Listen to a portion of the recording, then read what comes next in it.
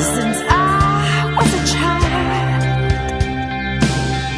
But sometimes there'd be too many. I murdered the butterflies.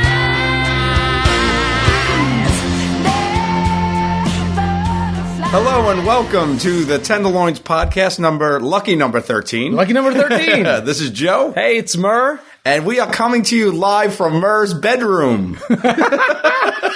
The story is this. It's a good story. I have a friend sleeping over in the living room. Right. She's asleep. We don't want to make much noise, but we want to record the podcast. Right. So Murr says to me, "It's all right, Joe. Come on over." I was like, "All right." We live next door to each other now. We're not roommates anymore. You used to live here, Joe. I know. It's very weird to come in as a guest. Anywho, Murr says to me... Speaking of which, take your damn shoes off. Murr says to me, "Yeah, just come over to my place, Joe. We can just do it here, Joey. It's no problem." I said, "All right." So I come over instead of being at my house, and he goes, "Yeah, we just got to do it in my bedroom." So now I'm in the promised land. Let me tell you something. That line has worked so many times in my life. Real quick, let's just pop into my bedroom. Go in the bed. I got a guest. We got to stay in the bedroom. Sorry. And Murr's bedroom, looking around, let me give you a little bit of a tour of Murr's bedroom. There is a 4-foot wide box of Whitman sampler mounted to the wall, just an empty box. There's also a humidifier right next to it.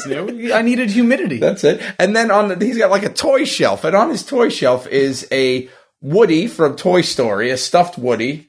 He's got a Superman action figure, a Slinky, 2 pro wrestling from like the 80s. It's Hulk Hogan and Rowdy Piper. Yeah. A Breaking Bad action figure, and Lion-O the Thundercat.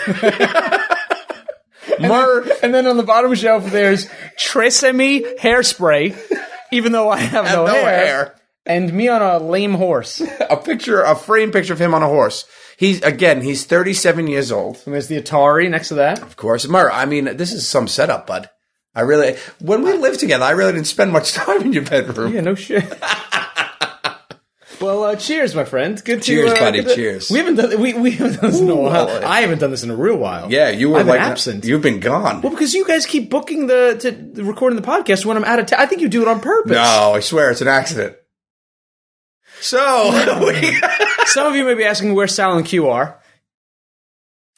So, the first topic we want to talk about is, we have a lot to discuss, Lots to talk about, man. Lots has happened since we done the last one of these. Well, first, most importantly, have you done your Christmas shopping? I've done some of my Christmas shopping. You're hard for me this year, man. Really? Yeah, because when we don't live together anymore. I used to do it all year long. I used to write notes. Yeah. But every time I'm talking to you, I just can't stand you lately. So I'm like, I don't want to buy him anything. What do you want for Christmas? For Christmas on this year's list. Well, I already bought the Xbox One on my own. You did? Yeah, I bought it. That's because I was going to let people buy it for me. That's the number one thing wrong. That's the most difficult thing about shopping for you. Yeah, is that when you want something, there's not a second goes by that you immediately go out and get it. I'm a man. My life is Christmas.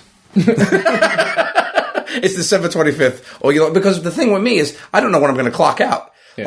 I might be dead tomorrow, literally. So I have to get it now while I'm still around. Seriously, what do you want, bud? I haven't ordered a gift. You're the king of giving. You gave us last year's Christmas 2 months ago. 2 months ago. Not even a month ago. A month ago we got it. You got us Joe Stone's crab, right? If you haven't been, go to Joe Stone Crabs in Miami. It's literally the best crab shack in the country. Yeah, it's a great restaurant. So the guys and I are big fans. So for their Christmas gift last year, 1 month ago, I finally ordered Joe Stone Crabs for dinner for the 4 of us. It was great. We got it on November 11th. That's right. That's exactly 1 month ago. That's a full 11 months late. Yeah, how do you live with yourself? I do. Jesus always said, "Better late than never." Right? Did he say that? Yeah. Did he? What did he say? Be good. Treat others like you treat yourself. I don't know. Don't give an eye to nobody. I never read that shit. I don't know. I have no idea.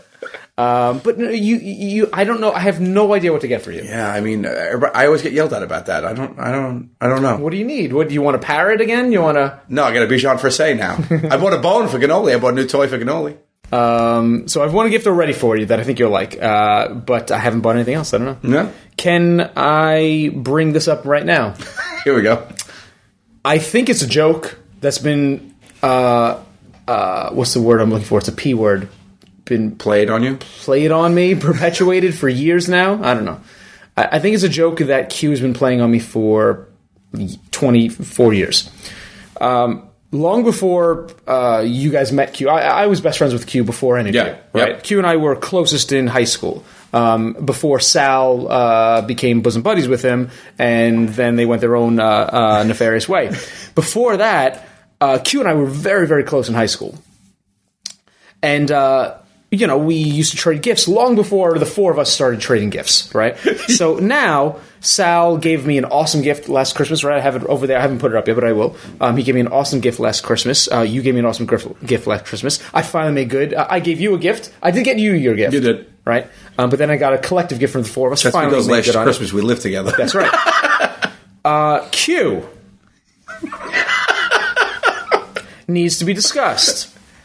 So I've known him for 24 years. For 24 years, I have gotten him a Christmas gift. He's not gotten you one. For 24 years, he has said the same thing to me. It's in my house. I got it. And he never brings it. He's still saying it to you. Did he ever give you a Christmas gift last year? Last year he did, yeah. He did? Yeah, I got a G-Shock watch from him. What the fuck, man? Are you serious? We had matching ones. He had one. So it's clearly a joke at this point, right? It's got to be. But I don't know. Are you in on the joke? I'm not in on the joke. I mean, tell me the truth. I would tell you the truth. I'm not in on it.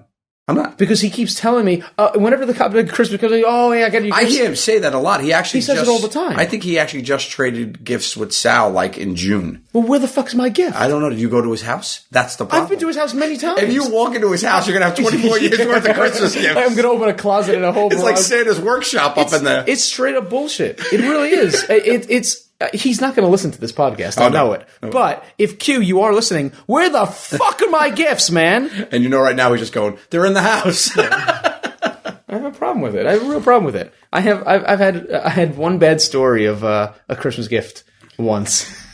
The person shall remain nameless, but an old friend re-gifted a gift I gave him. Wow. That's embarrassing. And he gave it to a mutual friend of ours. So in his defense, was it a lame gift? The gift was fucking awful. Okay. It was I bought like a tricolor leather vest. So it was like dyed leather, like pink, green, and yellow, a vest. Which is never. I mean, it was a long time ago. In my defense, I didn't like it, and I thought you would love it. So I gave it to him. Yeah, I gave it to him for Christmas. I just mouthed the name of the person to Joey, but I gave the gift to him, and I didn't realize it. I thought it was a nice gift, whatever, but it wasn't. And then he rewrapped it, gave it to another mutual friend of ours. Fast forward 3 weeks later, I go to a party with my friend and our mutual friend, and our mutual friend wore the thing. Wow. And it was such a unique thing that I looked at it. I said, wow, that's interesting. Where did you get that? And he said, so-and-so gave it to me. And I was like, you mother...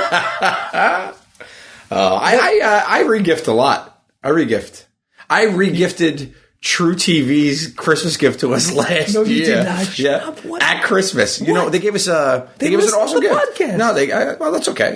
It happened, James. I'm human. Everybody knows re-gifting happens. Yeah. They gave us, this is kind of embarrassing because I didn't open it.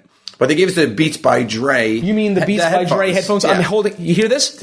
That's the awesome headphones they get. I use them every single day. Yeah, I had a pair. So I didn't need them. So I was like, that was really nice. And then I said, but then I was going to get my other friend who actually listens to this podcast and now knows, Justin. I said, I'll give him these because he's a DJ and, he needs good headphones. So I give them to him. And I didn't realize because I didn't open them that inside the box, True TV had opened the box and put a note in saying, thank you for being part of the family. Love True TV. Oh, no.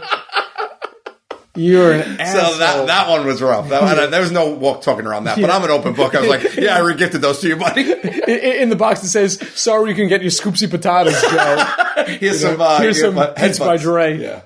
So, re-gifting goes on, though, man. You got to, it happens. Re-gifting happens? I'm trying to think if I re-gifted anything you ever gave me. Or if I ever gave you a re-gift. I will say you are a good gift giver. I am. You bank knowledge. You bank facts about a person like months before. And I don't know where this list is. You keep it. Clearly, you keep it. Like, you buy your Christmas gifts, like, if I say I want something in May, you get it. Yeah. You store it somewhere until December 25th. Yeah, I leave it at Q's house. Idiot. We had a couple of interesting things happen in the past few weeks. Joey, you could say months. It's been months since we put one of these out. We had Joey Fatone came to set. Yeah, that's right. In Sync. That was a good time, man. He came down. We found out he was a fan of the show. You know what? This Twitter thing's unbelievable. In fact, we got in touch with him on Twitter, right? Sal and Q got in touch with him on Twitter, and he was. We were filming at the Carnegie Deli.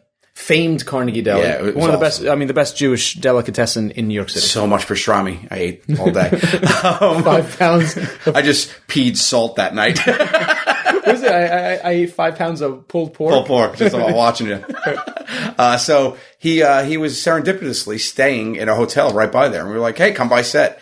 And he came by, man, and he is cool, man. We had a lot of laughs. Well, hold on a second. He's cool? Well, he just didn't like you. No.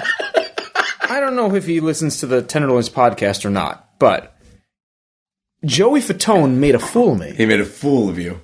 Here's what happened. You'll see it on TV next year. Q decided to take a pass from filming that day. He's like, you know what? When it came his turn to be a waiter in Carnegie Deli, he's like, you know what, guys? I'm gonna. I have a substitute for me today. I have a friend. A friend is swapping in for me, and the three of us are like, what are you talking about? What friend? And out walks Joey Fatone. And we're like, really, you want Joey Fatone to take your place? And Fatone's like, nice, don't get me wrong, super nice guy. Super nice guy. I mean, he did the NSYNC thing. That was a success, right? Dancing with the Stars. Yeah. The guy knows his way around a TV camera. Yes. Right? He knows his way around fame. Right? Unfortunately, we don't. We don't. Super nice guy. That being said, he turned to us and said, bring it. I'll take anything you can give me. And I feel like Joey Fatone made a royal ass out of me. Mm-hmm. Because first Joe told him to go out there and do something. He told him to pick up someone's plate in the middle of them eating, right? And Fatone, without hesitation, went over to a woman's table. She's mid-bite on a turkey sandwich, a hot open turkey sandwich. He lifts up the plate, says, and just walks away, leaving the woman shocked, right? So he made a fool out of you. Then it's Sal's turn. Sal says to... Well, the thing is... We should give a little backstory here. Is he didn't really necessarily make a fool out of the other ones of us because you were quite pompous that you got him and you kept yelling, "I got you, Fatone! Well, I got your number, Fatone!" I did. So it was Sal's turn. He was second. He gives Fatone something to do, like put your hands in people's food. He does it without breaking a sweat. He's unbreakable. So then he turns to me. Joey Fatone turns to me and says, "What do you got, Murr? You're the last. I'm the last." The samurai. I'm the last guy. It's up to me. Remember, now he represents Q. So it's up to me to make Joey Fatone lose. If I can't think of something amazing that's going to crack Joey Fatone, we're fucked, right? Q's going to win the challenge. And we could all possibly lose the episode. And I am done losing episodes. So I come up with... So what we tell Joey Fatone to do is to stand in the middle of the restaurant. There's 100 people there, right? Stand in the middle of the restaurant, get everyone's attention, say, "Excuse me, ladies and gentlemen, my name's Joey Fatone, and I just shit my pants." We tell him to announce it to the whole crowd. He's gonna break, right? There's no way. He's Joey Fatone. He's Joey fucking Fatone. He's not gonna say it. He's not gonna say it. That motherfucker said it. He said it. He owned it and said it, and looked at the camera and stared. He looked through me. He did a visual drop the mic on you and walked off. He made me look like an asshole. He showed us all up. You should all be angry at him. I'm not really that upset about it. Well, I can't get over it. I can't get over it. Well, he singled you out. He did. Yeah. He did. Me and Fatone, man. Yeah. Nice guy. He didn't say to Sal, "What do you got, Sal?" He didn't say to me, "What do you got, Joe?" No, he came right at me. Yeah. Like he knew that. And you have a thing where you don't like people who are better dancers than you. There's that. And there's a lot of people that dance better than you. You know what it is? I don't like people that are better than me. Because I never would have said that. He showed me my own flaws and weaknesses. There you go. And same reason why you never use a mirror. When he held a mirror up to me, and it was not. I didn't like what I saw. It's funny because you did have a reflection, so I lost that bet. So I think I want to issue him a challenge. To Fatone. Yeah. Mano y mano? Mano a mano. Here's the challenge. And I need fans, I want you to go on Twitter. And I think he's, what's his Twitter handle? It's The Real Joey Fatone, isn't it? It's something like that, like Real Joey Fatone or good. something like that. The challenge is this. I want fans to go on Twitter. Here, I'm looking him up. Real Joe. Oh, yeah, there it is. It's at Real Joey Fatone, Fatone. That's his Twitter handle. Real Joey Fatone. I want you to tweet the fuck out of this. I'm issuing Fatone a challenge, one-on-one, the location of his choosing. I don't care when, I don't care where it is, but him and I going head-to-head in a challenge. It could be on a show. It doesn't have to be on a show. It could be it's street rules. You're saying you're taking it off the grid. Good. We can take it off the grid. You and me, Fatone. I don't care where we go. You want to walk into a Dunkin' Donuts and tell me what to do? I'll do it. You want to go into a funeral home and I'm wearing an earpiece? Fine, let's do it. Wherever you want, whenever you want. I will not be... I'm not going to take it, man. So you want to flip it, put Fatone behind the mic and see if he could get you. Yes. Gotcha. Yes. I'm going to show Fatone. I can't believe he said what he said. So, let's turn the tables. Yeah, you're going to give Fatone. You tell me where to show up, Fatone. You tell me where to go, when to go. I'll show up with an earpiece and a microphone. You tell me what to do. I will do it. I'll kill a bitch. Do you realize Fatone is going to be like, nah, I'm good. He doesn't have to. He won. He doesn't have to do anything. But I hear your challenge, Murr. I hear it loud and clear. So, go on Twitter, tweet him that the gauntlet has been thrown down. You name the... We'll call it... I don't know what we call it. Setting the tone? The Murr v. Fatone face-off? Yeah. Fatone face-off? Yeah, Fatone. Hashtag Fatone face-off. I mean, this is... Hashtag... That's too long. That's too long. Too many... Oh, one Fatone battle. I don't know. Fat one.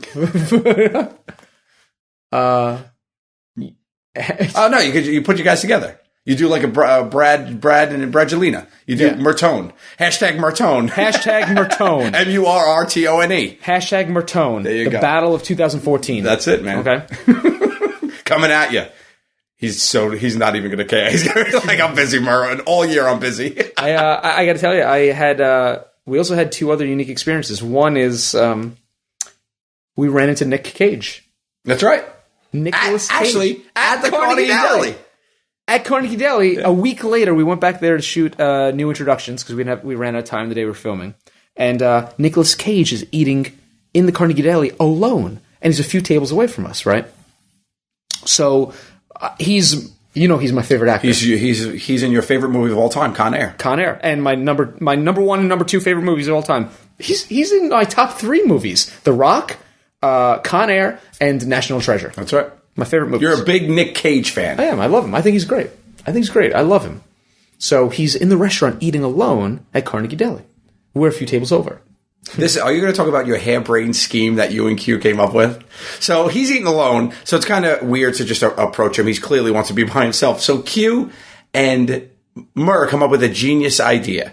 Our crew is eating a couple tables over, so Q calls up one of the people on the crew and is like, hey, I'm going to walk by.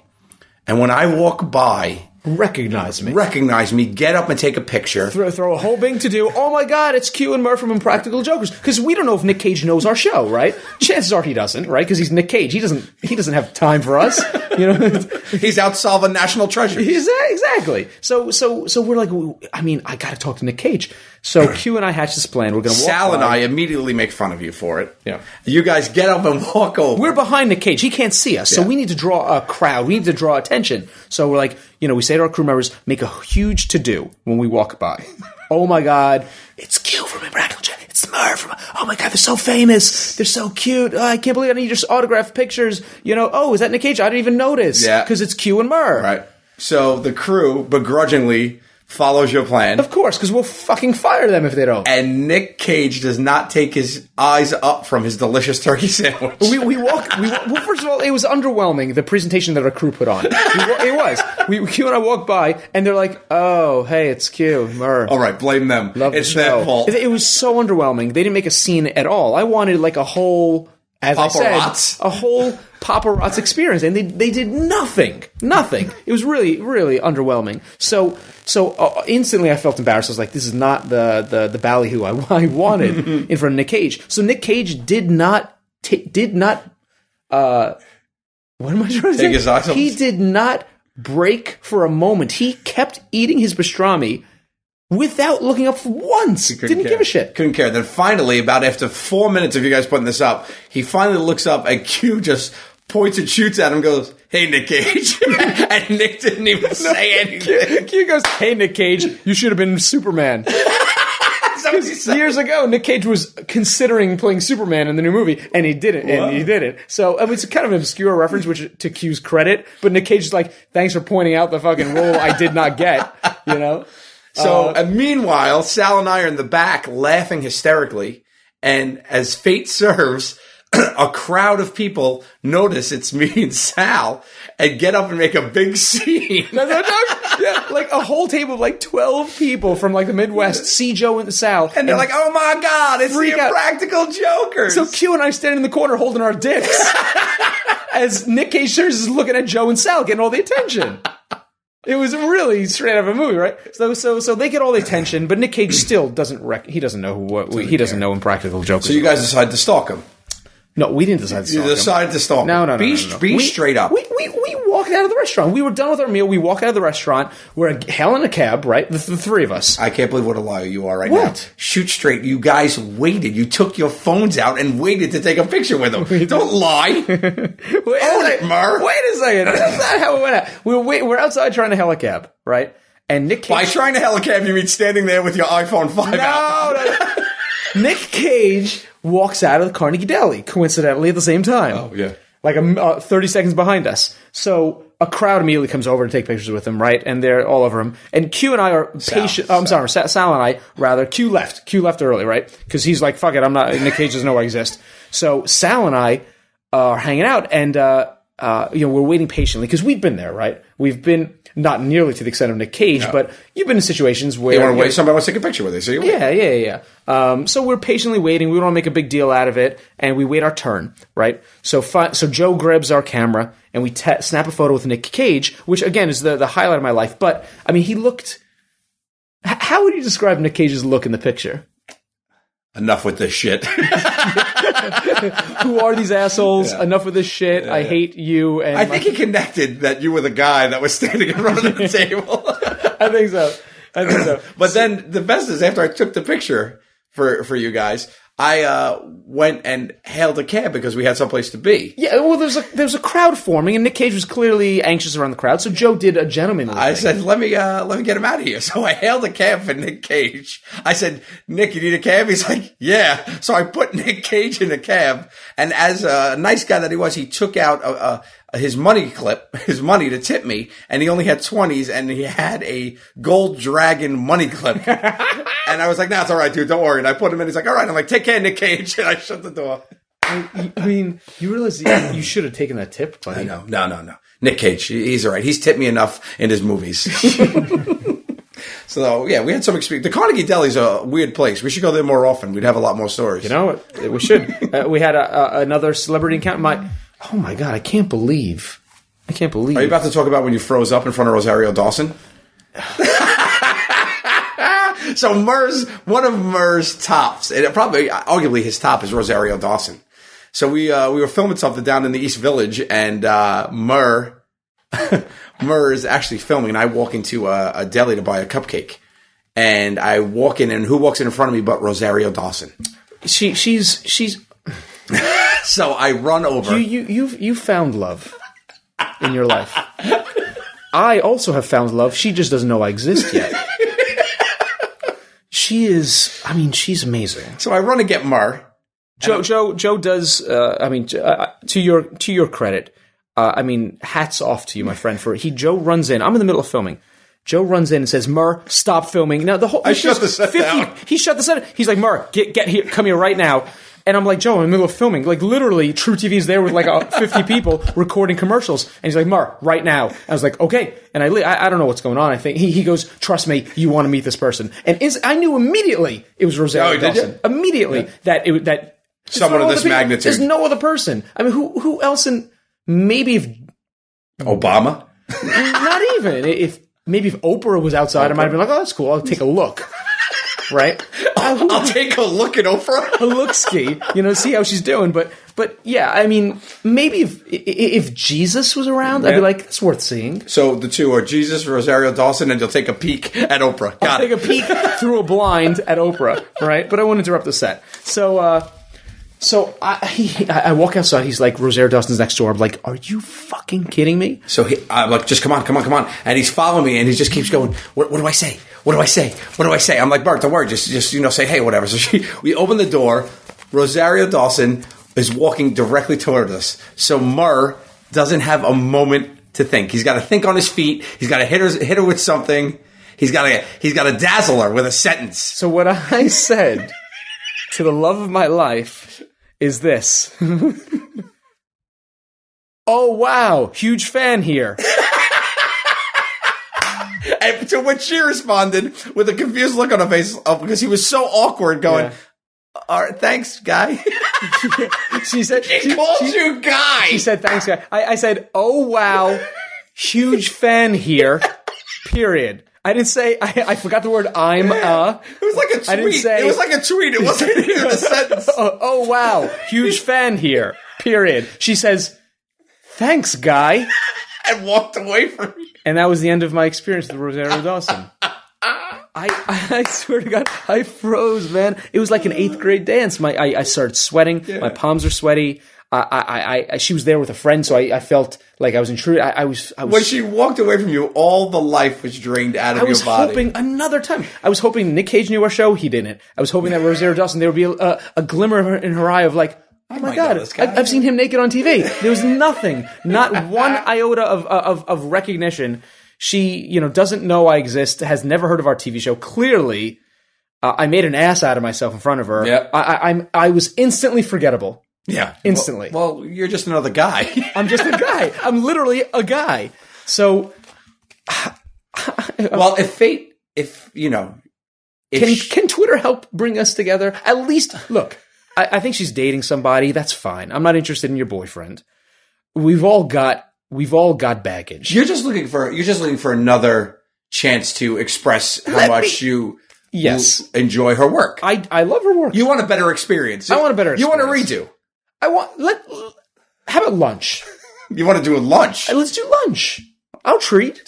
Coffee. Let's take it slow. Well, I don't drink coffee. Buy her a tea. Start with a tea. You're not going to get lunch with her. But tea is 5 minutes. I'm much better over an hour, 2, 4, 5 hour lunch. No, I know you. You're not. You're better in small doses. You fucking idiot. Listen, go to Twitter again. You're going to this well a lot. You're asking the fans to do a lot of work. Fans, I need your help. I need a second chance. So can you tweet hashtag tea time? Tag her. I think she's at Rosario Dawson. It's pretty easy to find her on Twitter. She has many more fans than we do. But hashtag, I don't know. Ask her. Invite tea time with Murr. Yeah, invite her to tea with Murr. Please invite Rosario Dawson to tell her I need a second chance. And could I please take her out for tea? So tea time with Murr. Okay. Please, I need all of our fans' help. I can't let my only chance with the love of my life I can't let the first impression be this. Oh, wow. Big fan here. Thanks, guy. Yeah, thanks, guy. I'm out. Rosario out. Please. Man, well, you had your chance and you took a shit. Yeah, so hopefully you get another shot, buddy. Yeah, I'm going to get a shot. Let's see, we took Christmas. We've been traveling a lot. Oh my God. We've had some, we just did, this week, we just did our New York City shows at the Best Buy Theater in Times Square, which was arguably one of the most crazy weekends I think we've ever had. It was insane. Yeah. Because we did 4 shows in the weekend, 3 in New York and 1 in Indianapolis. Yes. Indianapolis was a great show. Indianapolis is one of my top 5 favorite shows we've ever done. It was so fun. Yeah. Such a great crowd. We had a good time.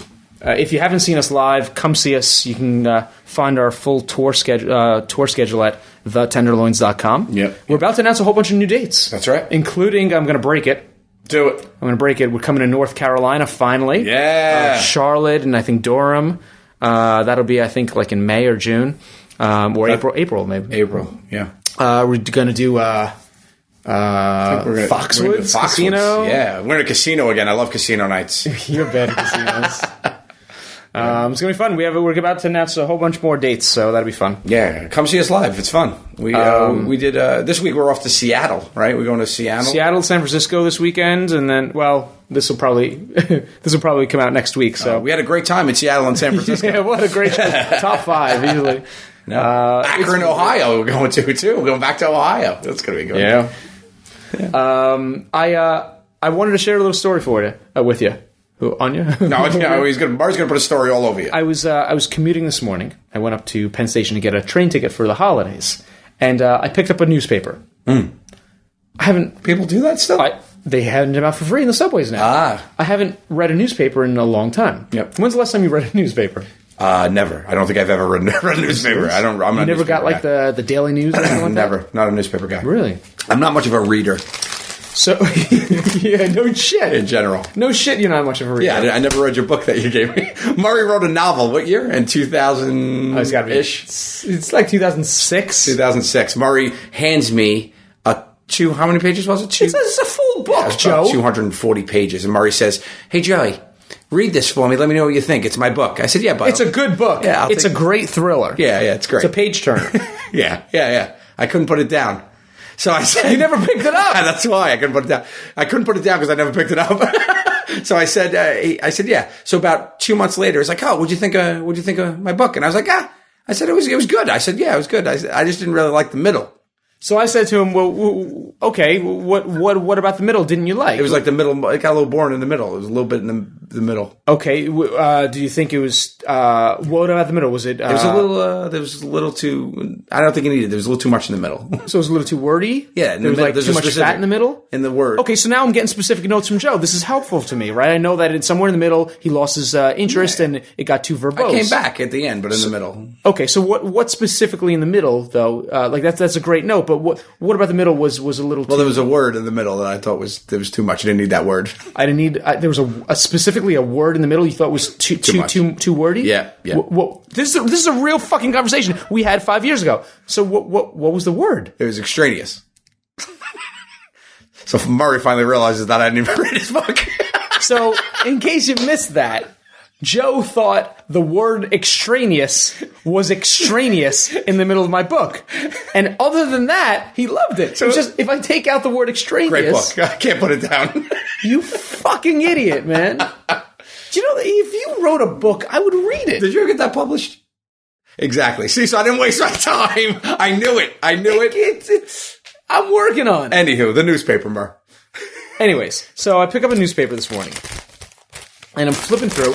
When's the last time you looked at a classified ad? Oh, wow. Classifieds. Right? Yeah. So the classified ad in the newspaper is so interesting.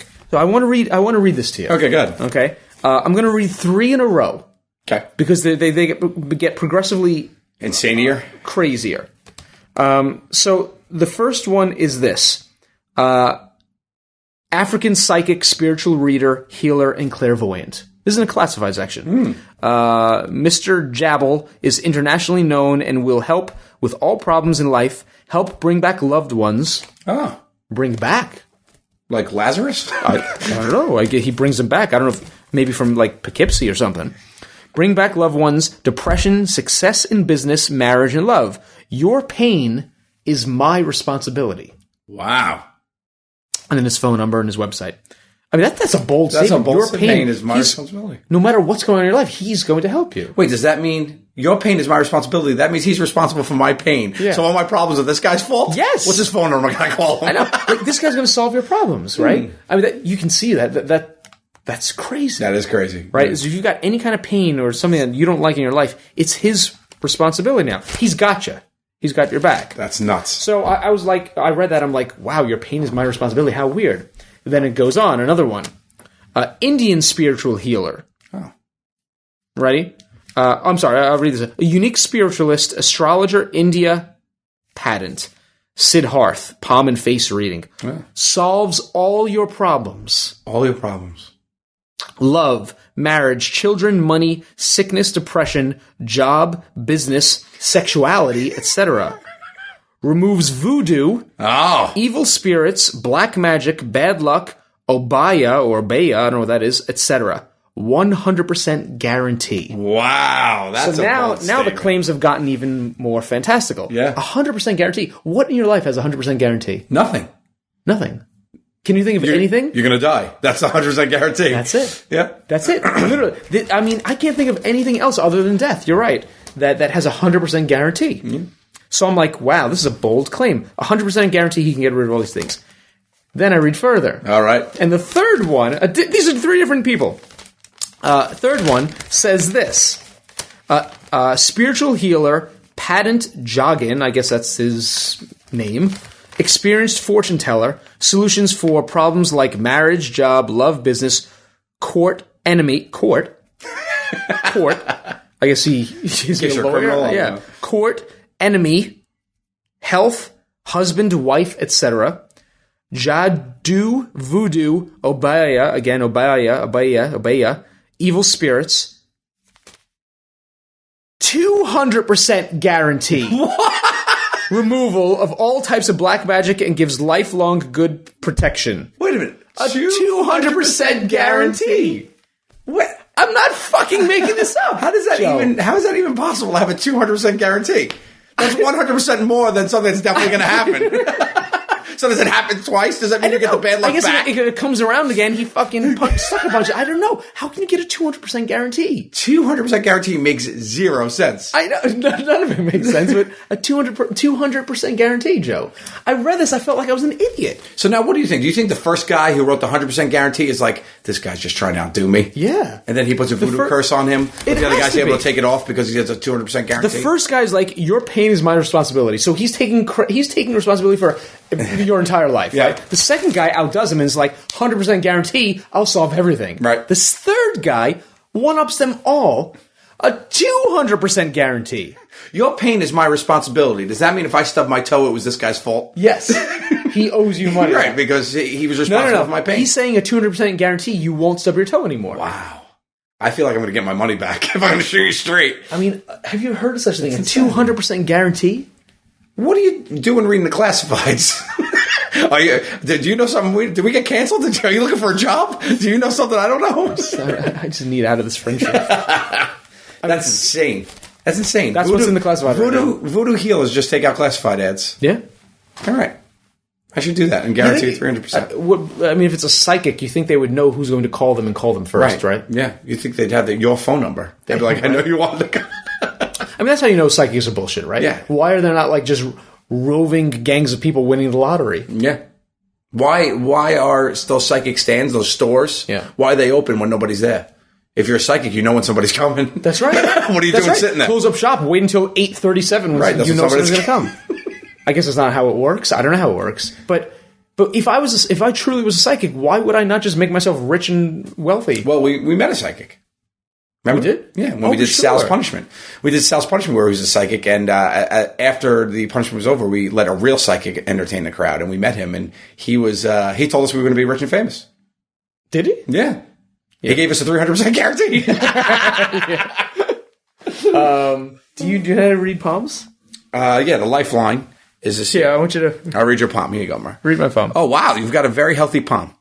So here, this is your lifeline. So you got a long life. It splits here. So that means you can either die accidentally or you're just going to die right here straight up. Your heart will just stop beating. That's what the split means. So there's going to be a crossroads in your life here where it's like final destination. Like you're either not going to get on a train or something. How old is that? Like what is that? This was yesterday, so you did all right. This one here's your love line. Yeah, it's fucked up. Yeah. Oh no, wait, I'm sorry. This is a piece of toast you have on your hand. I got rid of it. You have no love line. This here's just a wrinkle.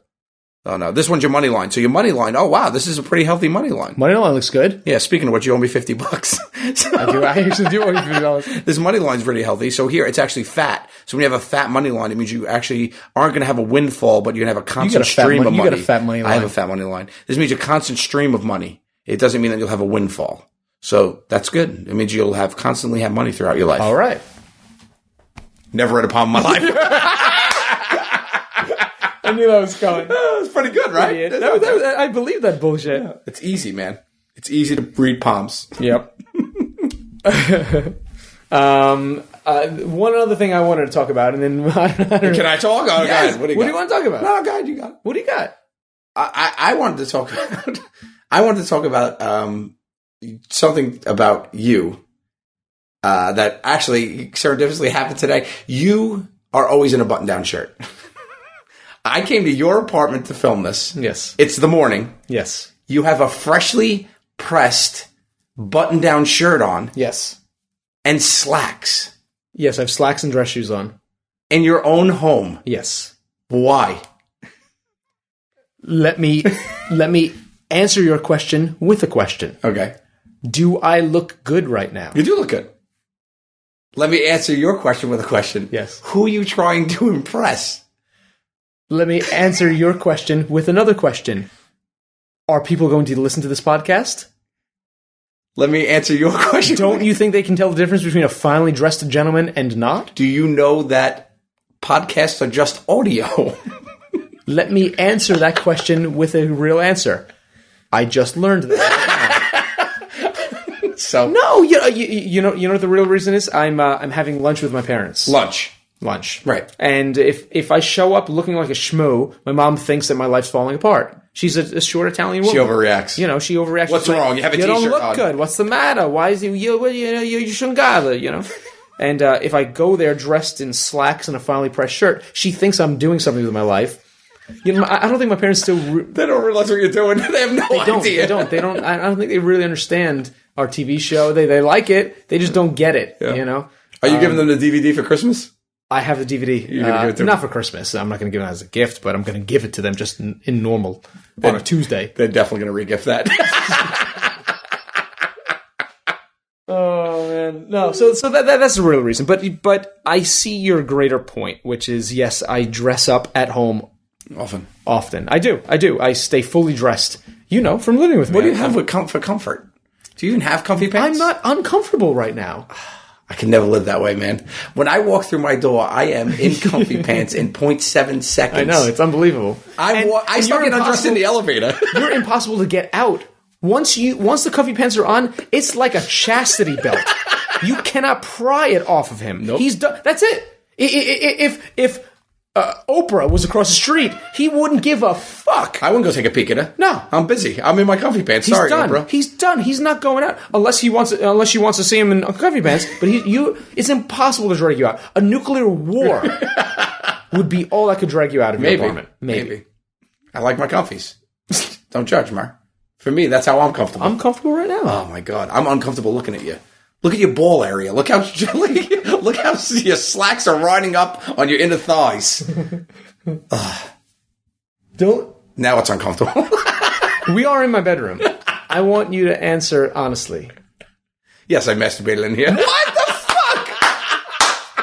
Did you? I told you that. I know, but you look me in the eye. Sal and Q are not here. It's not the joke anymore. Did you masturbate in my bedroom? I have absolutely masturbated standing right there. Just why? For this moment, so I can look you in the eye and tell you that I did.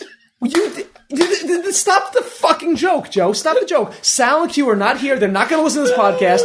Tell me truthfully. Did you jerk off in my bedroom when we lived together? How many times do I have to tell you? It's not a joke. You swear. Swear to me. I have masturbated standing right there. Why the fuck would you do that? Why? Because this moment. You realize that's weird as fuck, man. I know. The sanctity of your bedroom, I did bad things throughout the rest of our apartment. I never once did anything in your bedroom. Ever. James, you have to realize something. I'm the king of the long game joke, right? Yes. Did I not know that this moment was going to happen when you would look at me and ask me this question? Look at